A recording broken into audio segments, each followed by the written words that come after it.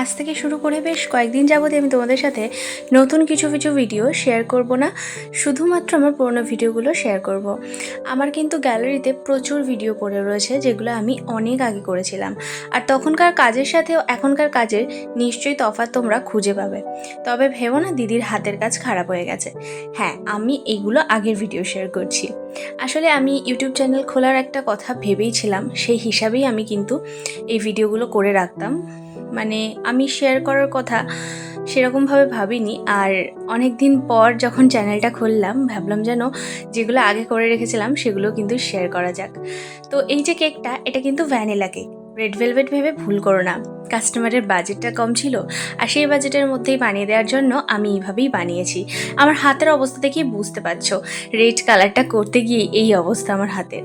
তবে কেকটা সিম্পলের মধ্যে কিন্তু খুব কিউট হয়েছে। তোমরা অবশ্যই জানিও কেমন হয়েছে। ভিডিওটা লাইক করো। টাটা।